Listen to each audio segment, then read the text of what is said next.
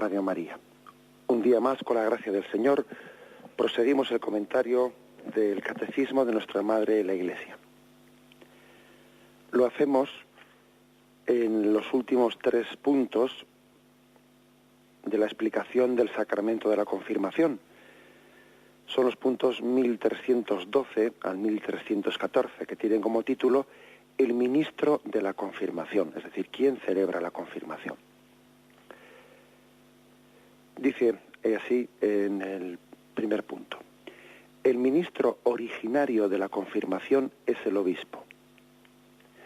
En Oriente es ordinariamente el presbítero que bautiza, el que da también inmediatamente la confirmación en una sola celebración.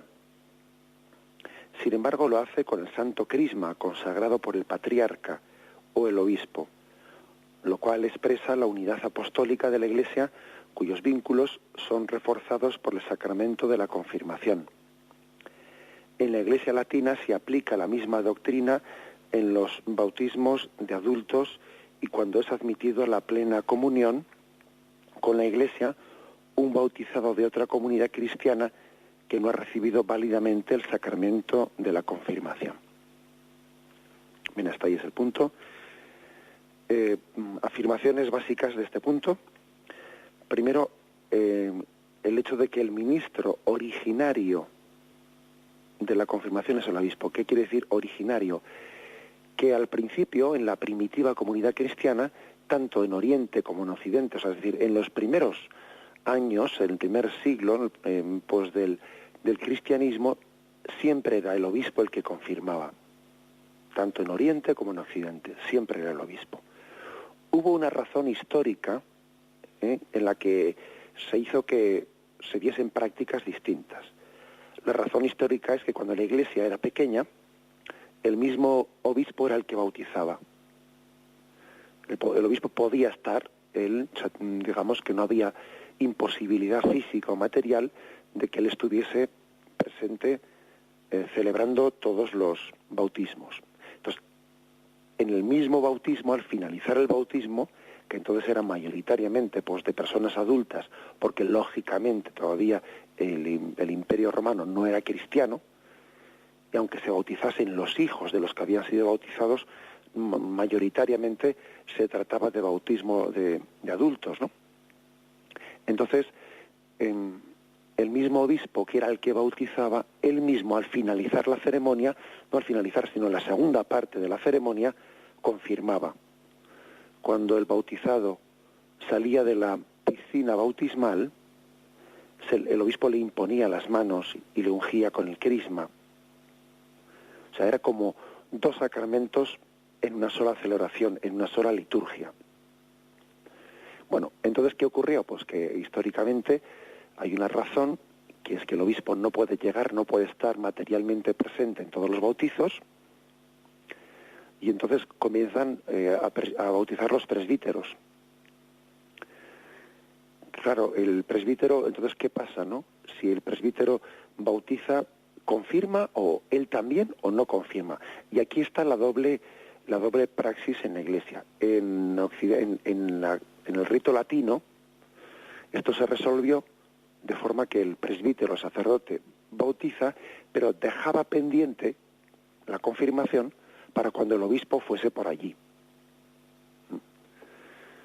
Estoy seguro que muchos oyentes estarán acordándose de cómo igual se bautizaron de pequeño, aprovechando pues esa visita del obispo que llegaba una vez al pueblo, y allí se bautizaban, pues bueno, todos los que estuviesen allí, algunos pequeñísimos y otros ya bastantes mayores, porque igual el obispo hacía bastantes años que no pasaba por el pueblo. Bueno, pues esa es la solución que se le dio en la Iglesia latina a ese problema. Mientras que las iglesias de Oriente, católicas, pero orientales, que no son de rito latino, se les dio otra solución al asunto. Y la solución es que el presbítero, el sacerdote, él mismo bautizaba y él mismo también confirmaba, pues al salir de la piscina bautismal, él mismo ungía con el crisma y él mismo imponía las manos. Bueno, estas son las 2 praxis, ¿no? La del rito latino y la otra. Aunque, como hemos explicado, originariamente en el primer siglo, pues todo el mundo siempre lo hacía el obispo. ¿Esto suponía algún problema? Me refiero a un problema de que el rito latino tiene una fe en el sacramento de la confirmación distinta del que tiene los ritos orientales. ¿Qué pasa? Que es que estamos divididos en la fe por el hecho de que tengamos praxis o ritos distintos. En absoluto. Se puede tener praxis o formas distintas teniendo exactísimamente la misma fe. Porque las dos praxis han sido totalmente reconocidas y aprobadas por la Iglesia. En el rito latino, pues se subraya más que en los ritos orientales, se subraya que que la confirmación es el sacramento de la plena incorporación a la Iglesia, pues por el hecho de que es el obispo el que lo celebra, y entonces se subraya la plena comunión eclesial. Pero esto, aunque sea de otra forma, también queda salvado, podemos decir esa expresión, o expresado, ¿no?, en los ritos orientales. Queda salvado, expresado, porque aunque sea el sacerdote el que allí celebra la confirmación, lo hace con el crisma que ha sido consagrado por el obispo. Luego ese crisma no puede consagrarlo el sacerdote, sino solamente el obispo, pues entonces ya de alguna manera hace presente al obispo allí. Ese crisma, aunque sea ungido por el sacerdote, ese crisma consagrado por el obispo trae al sacramento de la confirmación, le trae presente al obispo. Y con ello, aunque sea de esta forma, se subraya, ¿no?, pues ese vínculo con la tradición apostólica. Bueno.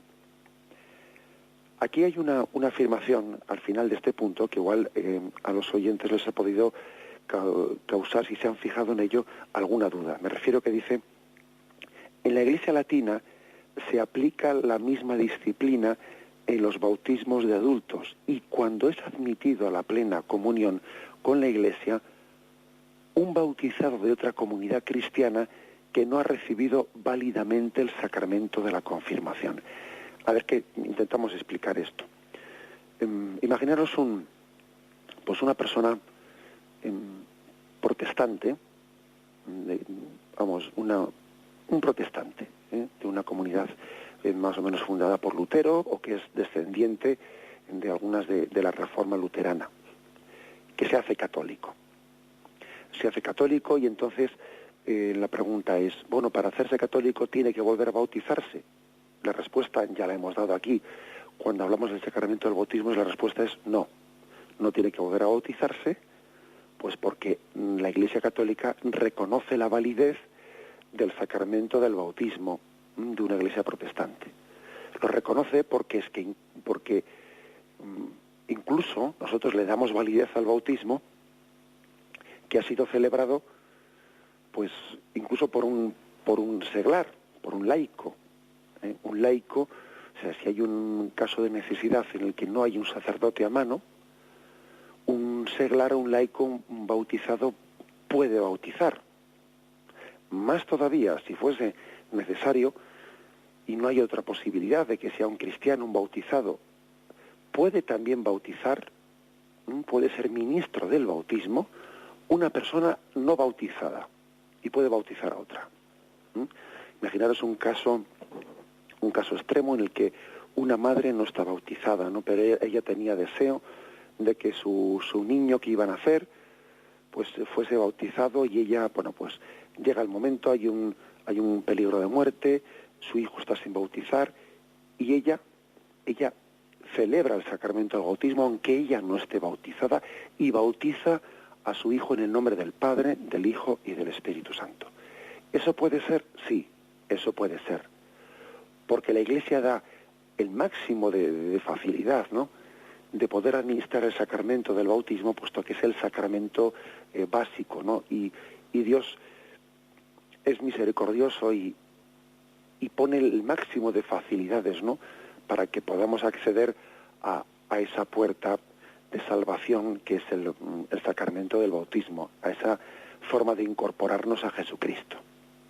Bueno, pues eso está claro. Por lo tanto, si viene un protestante a la Iglesia Católica, se reconoce también la validez del bautismo. No vamos a rechazar esa validez por el hecho de que le bautizase un protestante. Hombre, si nosotros reconocemos también que en la Iglesia Católica es válido el bautismo, incluso aunque bautice pues un católico o un no bautizado, pues hombre, lógicamente reconocemos la validez del bautismo de un luterano. Ahora bien, la pregunta es, ¿y reconocemos también la validez de su confirmación? Si es que en su iglesia había confirmación, porque en muchas de ellas se ha perdido la confirmación, ¿no? Pero bueno, supongamos que sea pues un protestante, etcétera, en los que de una iglesia, o mejor dicho, de una comunidad cristiana en la que se haya conservado la confirmación. ¿Le reconocemos la validez de esa confirmación? Eso ya es distinto. ¿Por qué es distinto? Porque es que la confirmación, sea de una forma o de otra, supone haber tenido una presencia allí de un obispo, sea directamente o sea a través del crisma, que supone una sucesión apostólica válida con los... claro, y eso ya es distinto. Por eso nosotros reconocemos la validez de un bautismo de un protestante, pero no reconocemos la validez de su Eucaristía, porque para que su Eucaristía sea válida, hace falta que el sacerdote que la celebra haya sido válidamente ordenado por un obispo, el cual obispo haya sido ordenado por otros obispos, estos obispos por otros, y en esa cadena de sucesión apostólica se llegue hasta los apóstoles. Claro, eso ya es distinto. Ahí no podemos reconocer la validez de esa Eucaristía, y tampoco podemos reconocer la validez de ese sacramento de la confirmación, porque, claro, no ha habido un obispo o no ha habido un crisma que haya sido consagrado por un obispo con el que se haya impartido el sacramento de la confirmación, porque es que este es un sacramento, el de la confirmación, que al igual que de la Eucaristía, que al igual, requiere de la sucesión apostólica, cosa que en el bautismo no ocurre eso. Bien, pues por eso hace esta matización aquí, esta matización el catecismo, cuando dice que se hace en la Iglesia latina, se aplica la misma disciplina, el bautismo de los adultos, y cuando es admitido a la plena comunión con la Iglesia un bautizado en otra comunidad cristiana. Se le aplica la misma disciplina, que quiere decir que se le bautiza y acto seguido se le confirma, en caso de que sea un adulto. Bien, pues esta es un poco la explicación del primer punto. Vamos a tener un momento de reflexión y seguimos enseguida.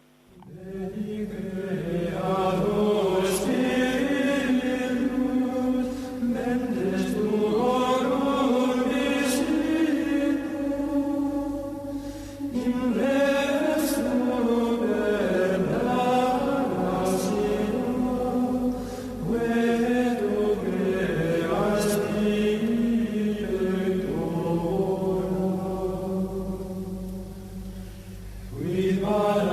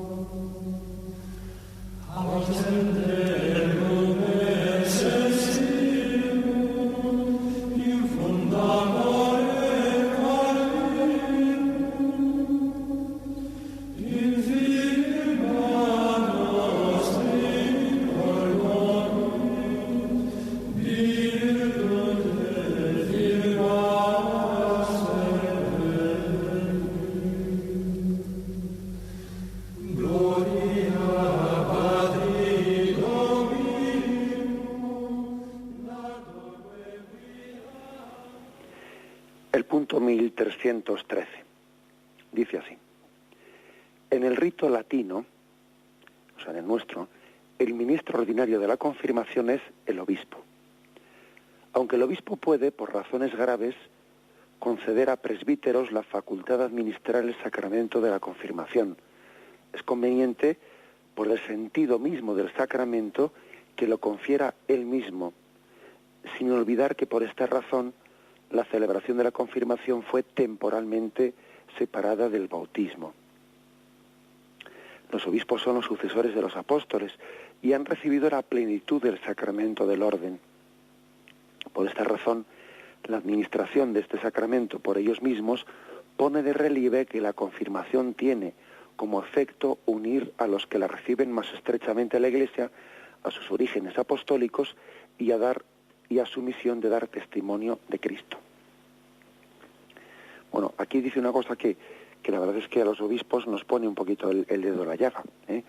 Nos dice, bueno, que el ministro ordinario de la confirmación en nuestro rito latino es el obispo, y que el obispo, bien, es verdad que puede delegar en un sacerdote, puede delegar el que, pues un vicario, un arcipreste, incluso un párroco, sea él el que administre el sacramento de la confirmación, ¿no? Lo puede delegar.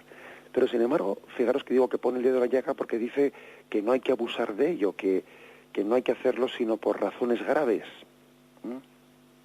Por razones graves. ¿Por qué dice que no hay que abusar de ello?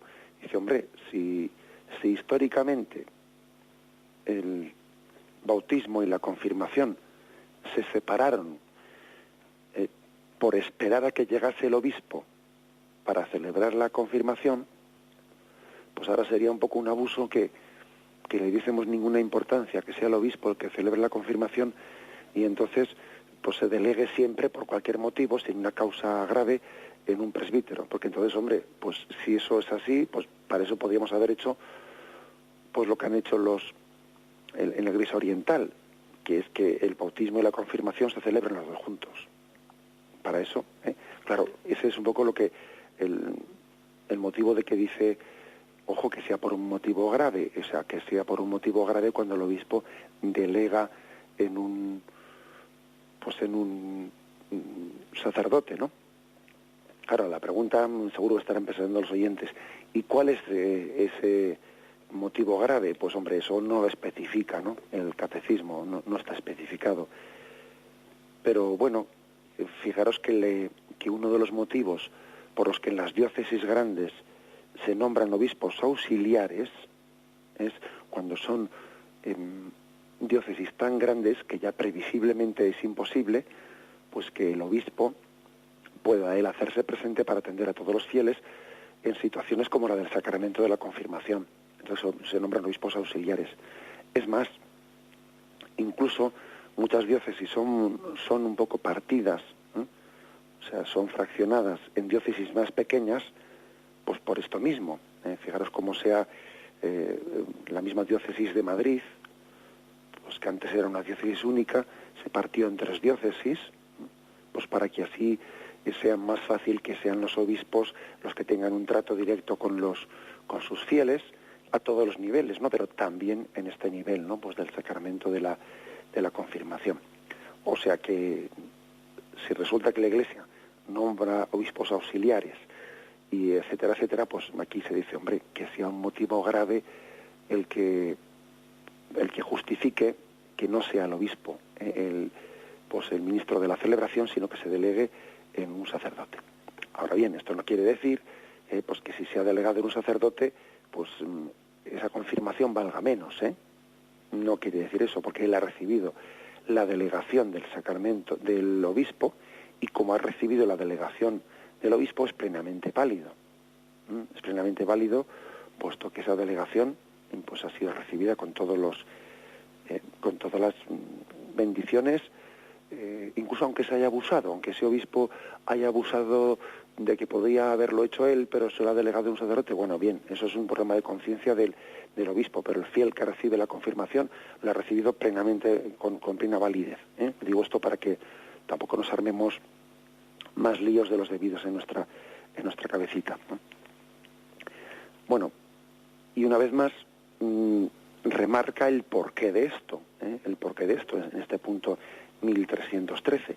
El porqué es porque los obispos son los sucesores de los apóstoles, han recibido la plenitud del sacramento del orden, y fijaros que los sacerdotes, sabéis que el sacramento del orden, esto lo explicaremos mucho más despacio cuando lleguemos allí, ¿no?, que ya nos falta mucho para, dentro de los sacramentos, hablar del sacramento del orden.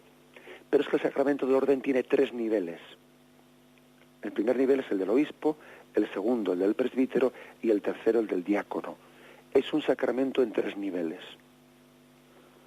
En orden episcopal, el presbiteral y el de los diáconos. 3 órdenes, ¿no? Bien, pues el primer orden, que es el del obispo, es la plenitud del sacerdocio. Y el sacerdote, el presbítero, es colaborador del obispo, colaborador de él.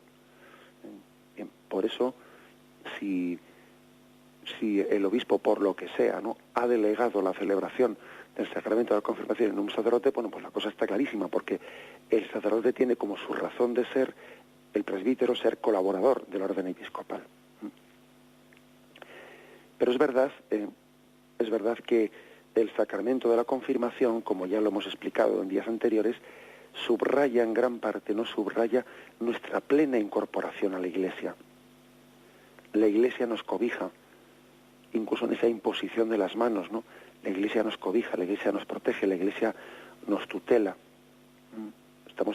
El obispo es un vínculo de unión de nuestra eclesialidad. Somos Iglesia. Somos Iglesia. Tan Iglesia somos nosotros como es el obispo y como es el Papa, aunque tengamos funciones distintas dentro de la Iglesia. Somos Iglesia. Y se nos recuerda nuestros orígenes apostólicos. Cuando uno se confirma, tiene que aprovechar ese momento de la confirmación para dar gloria a Dios, porque su fe tiene raíces apostólicas. Gloria a Dios por las raíces apostólicas de nuestra fe. Gloria a Dios porque no nos ha dejado huérfanos, sino que durante 2000 años ha ido protegiendo a su Iglesia y ha ido haciendo verdadera aquella promesa de que yo estaré con vosotros todos los días del mundo, y tú eres Pedro, sobre esta piedra edificaré mi Iglesia y el poder del infierno no la derrotará. Gloria a Dios porque aquella promesa se ha hecho verdad, ¿no? Y el sacramento de la confirmación es un momento para disfrutarlo, para caer en cuenta de que mi fe es apostólica, viene de los apóstoles, y esto es muy importante, pero muy importante. Yo, fijaros, cuando algunas veces ha venido algún testigo de Jehová, o no sé, alguna persona de alguna otra secta o grupo, ¿no? Y entonces, bueno, pues igual se ha puesto un poco a discutir, ¿no? Y que si la verdadera Iglesia, la falsa Iglesia. Uno de los argumentos que más he utilizado, ¿no?, para rebatir, para decir, bueno, vamos a ver, es decirles, vamos a ver, señores, ¿ustedes dónde estaban en el siglo pasado? Si resulta que ustedes son los verdaderos seguidores de Jesucristo, y han nacido allá por el año 1906 o 9, o sea, pues en este caso concreto que he puesto, pero no quiero hablar de los testigos de Jehová, no es esa mi intención en absoluto, sino este ejemplo que he puesto podría decirlo de otro montón de grupos. Bueno, ustedes, ¿dónde estaban en el siglo XIX? ¿Y en el XVIII? ¿Y en el XV? ¿Y en el décimo? ¿O en el octavo? ¿O en el sexto? ¿O en el cuarto? O sea, es decir, ¿cómo se puede suponer que alguien que pretende ser la verdadera Iglesia, seguidora de Jesucristo, haya nacido, como quien dice, antes de ayer? Hombre, Jesucristo vino aquí hace 2000 años, ¿no? ¿No es un poco pretencioso creerse que de repente aquí la Iglesia verdadera, seguidora de Jesucristo, comienza antes de ayer? Y hasta que saliste tú, que no, o sea, no, tú has sido aquí el iluminado, ¿no? Tú has sido el espabilado y todos los anteriores eran tontos, o ¿cómo es eso? O sea, creo que un gran argumento es para entender lo que es nuestra fe, es la apostolicidad, el sentido que nuestra fe es apostólica, que viene de Jesucristo, que ha sido transmitida desde entonces, Y el sacramento de la confirmación es un buen momento para caer en cuenta de esto. Para caer en cuenta de que la fe, de que el creyente no se inventa a sí mismo. El creyente no se inventa a sí mismo, sino que la fe se recibe por transmisión. Hoy en día tenemos una tendencia grande, ¿no?, subjetivista, en la que todo lo hacemos conforme y a medida propia. Vamos como el traje, ¿eh? Uno va allí y todo lo encarga a medida. Bueno, pues eso para la fe no vale. Una fe hecha a medida es como una expresión de tu propio pecado, vamos, o de tu propia subjetividad, ¿no? Es buscarte a ti mismo. Es buscarte a ti mismo, no le demos más vueltas. Cuando decimos eso de que yo creo en Dios a mi manera, te estás buscando a ti mismo. No le llames Dios a lo que es tu imagen en un espejo, que eres tú ese. Eres tú, ¿eh? Cuando dices que creo en Dios a mi manera, eres tú, aunque no te des cuenta, porque tú te lo comes, tú te lo guisas, y es así, ¿eh? Yo, cuando me encuentro con alguien que me dice eso de que yo creo en Dios a mi manera, pues a veces le he dicho, sí, me imagino que ese Dios en el que tú crees a tu manera suele estar casi siempre de acuerdo contigo mismo, ¿a que sí? A que no discutes nunca, a que no te sientes nunca reprendido o corregido por ese Dios. ¿Cómo te vas a sentir corregido? Si lo has hecho a tu medida, estarás siempre de acuerdo contigo. Claro, es que te lo has fabricado tú. O sea, tengamos pues cuidado de esta religiosidad hecha a medida.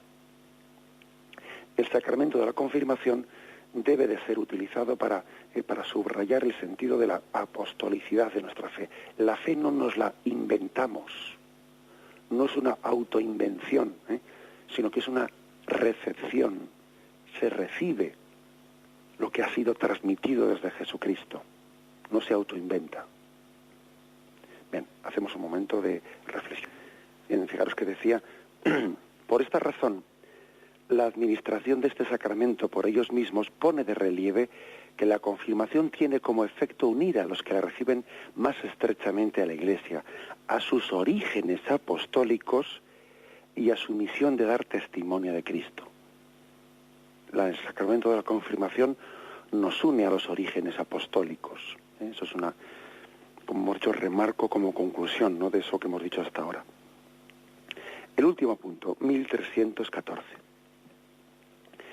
Si un cristiano está en peligro de muerte, cualquier presbítero debe darle la confirmación.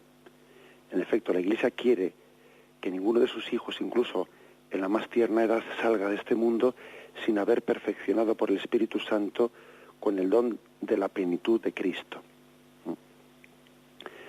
Bueno, pues no, como hemos dicho, aunque sea el obispo el que tiene que ordinariamente administrar el sacramento de la confirmación, la Iglesia permite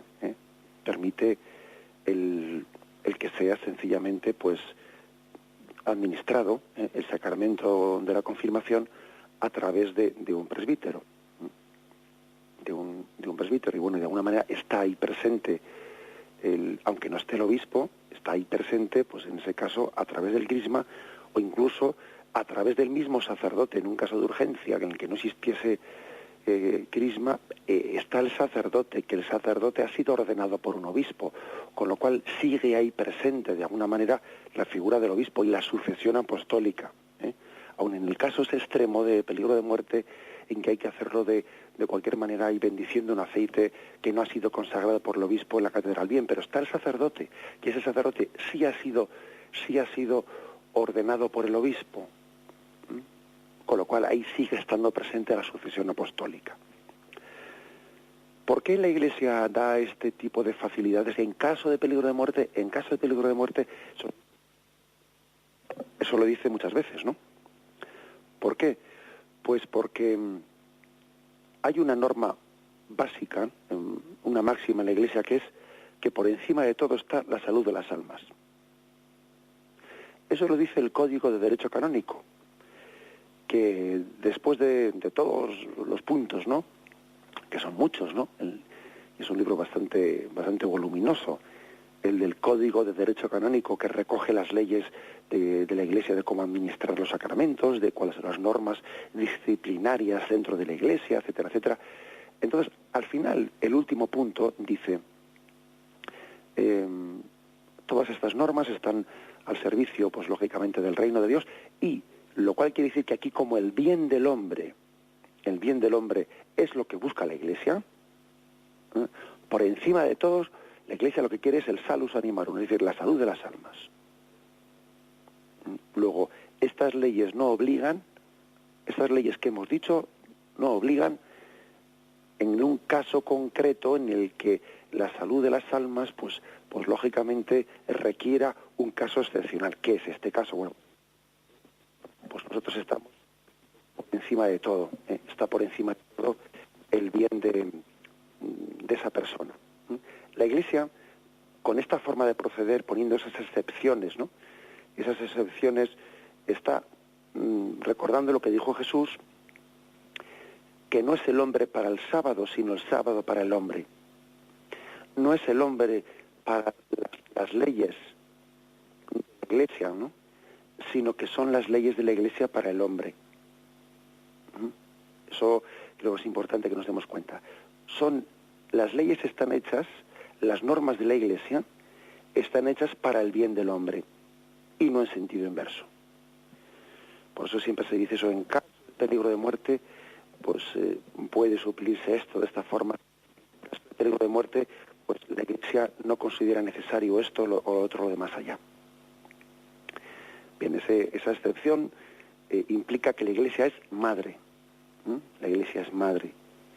Y una madre sabe hacer excepciones cuando está en juego el bien de un hijo. A ninguna madre se le ocurre decir, nada, yo con tus demás hermanos lo hice de otra forma, con lo cual tú aquí, aunque te mueras aquí mismo, yo no voy a proceder contigo de una manera distinta. No, una madre no hace eso. Una madre sabe adaptarse a la situación de un hijo. Por eso la Iglesia sabe adaptarse en caso de extrema necesidad, salva el mínimo, porque lógicamente el mínimo tienes que salvarlo si no estás falseando la fe. Pero fijaros como que siempre está buscando, al igual que la misericordia de Dios que busca la oveja perdida, ¿no? Y no para hasta encontrarla, etcétera. La Iglesia busca siempre el último resquicio para facilitar la salvación.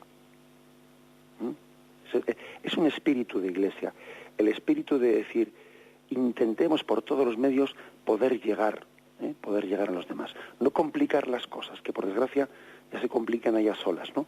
La Iglesia es madre y tiende siempre a reconocer lo bueno e intentar dar la salvación a la persona que está en necesidad. En efecto, dice este punto, la Iglesia quiere que ninguno de sus hijos, incluso en la más tierna edad, salga de este mundo sin haber perfeccionado por el Espíritu Santo, sin haber sido perfeccionado por el Espíritu Santo, con la plenitud de Cristo, del don de Cristo. O sea que estamos llamados todos a la perfección. La Iglesia no quiere que un cristiano busque unos mínimos en esta vida. No, unos mínimos no. Quiere que completemos en nuestra vida esa peregrinación de la fe y esa tarea que Dios ha comenzado en nosotros. Estamos todos llamados a la santidad, a completar la obra que Dios ha comenzado en nosotros. Por eso la Iglesia quiere que la gente se confirme, porque el sacramento de la confirmación es un sacramento de plenitud, es un sacramento en el que se recibe pues un don para que la imagen de Cristo sea mejor esculpida en nosotros. Imaginaros lo que es un escultor. Pues un escultor que trabaja pues en piedra o en madera. Con un cincel marca los trazados, ¿no?, de la imagen de un rostro. La nariz, pues las orejas y tal. Bueno, pues un auténtico maestro, ¿no?, maestro del arte, con un cincel es capaz de extraer un busto de un tronco. Bien, pero después de que ya ha terminado el trabajo del cincel, Ahora viene el trabajo de la lija de madera con la que va puliendo, y pues imaginaros en la nariz que la ha sacado con el cincel, lógicamente hayan tenido que quedar, pues hombre, un cincel no es capaz de dejarlo pulido. Y luego viene una segunda labor en la que se pule lo que se ha hecho con el cincel. Bueno, eso es la confirmación al bautismo. El bautismo es el cincel y la confirmación es como la lija que después está limando y está perfeccionando la imagen de Cristo en nosotros. La está perfeccionando. Los rasgos básicos, ¿no?, de esa filiación divina los está potenciando, los está...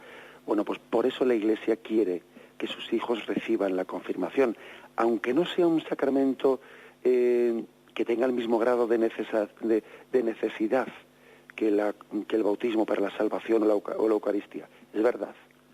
Pero sin embargo la Iglesia quiere que en caso de muerte haya toda facilidad para recibir el sacramento de la confirmación, porque estamos llamados a crecer, estamos llamados a perfeccionarnos en esta vida. Quién sabe, no sé si somos conscientes del grado de perfección y de purificación interior, ¿no?, que una persona pues puede estar llegando a adquirir a través de un sacramento, como es el caso del sacramento de la confirmación. Por eso la Iglesia quiere no ser únicamente pintor de brocha gorda, quiere ser también pintor de pincel, que se fije en pequeños detalles, ¿no?, que sea capaz de llamar a sus hijos en las pequeñas cosas. El mismo Jesús que dijo: a quien desprecie mis preceptos más pequeños, pues él será el menor en el reino de los cielos.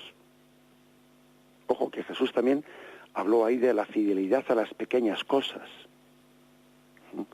Bueno, pues por eso también la Iglesia quiere ser fiel a los sacramentos. No sé si sería correcto decir sacramentos menores, o sea que hay sacramentos, especialmente el del bautismo y de la Eucaristía y la penitencia, ¿no?, que son sacramentos mayores, entre comillas, pues porque son los que la Iglesia afirma claramente que son necesarios para la salvación. Y podríamos llamar sacramentos menores pues a otros sacramentos, en concreto a este de la confirmación o al de la unción de enfermos, que tampoco es un sacramento pues que sea válido, necesario para esa salvación. Una persona puede morir perfectamente en gracia de Dios y bien preparada sin haber recibido el sacramento de la unción, porque no ha tenido ocasión. Pero sin embargo la Iglesia, siguiendo ese espíritu de Jesús de querer ser también, de llevar a la perfección las cosas, de no ser pintores de brocha gorda, sino también llegar a que la imagen de Cristo se perfeccione en nosotros, quiere también que esos sacramentos menores, ¿no?, sean vividos con plena intensidad. Bueno, esto de sacramentos mayores y menores me lo acabo de inventar yo ahora mismo, con lo cual igual hay que tener un poquito de prudencia en utilizar esta expresión. Pero bueno, ya me entendéis, porque evidentemente pues no es lo mismo el grado de necesidad que tenemos para la salvación, el bautismo, la Eucaristía y la confesión, pues que en la confirmación y la unción de enfermos. No es lo mismo. Pero eso no quiere decir que esto no tiene tanta importancia. No, eso ya es distinto. Decir sacramento menor no es quitarle importancia. Que Jesús le dio también importancia a las cosas menores, porque él quería que fuésemos santos como nuestro Padre Celestial es santo. Pues bien, hemos concluido de esta forma con el punto 1314, pues todos estos puntos del sacramento de la confirmación, que iban desde el 1285 al 1314. Han sido pues unos puntos hermosos, ¿no?, de explicación del sacramento de la confirmación. A partir del próximo día vamos a dar, perdona que tengo la garganta un poquito gastada, a partir del próximo día vamos a dar inicio al sacramento de la Eucaristía, que tenemos aparte en el punto 1322. Alabado sea Jesucristo.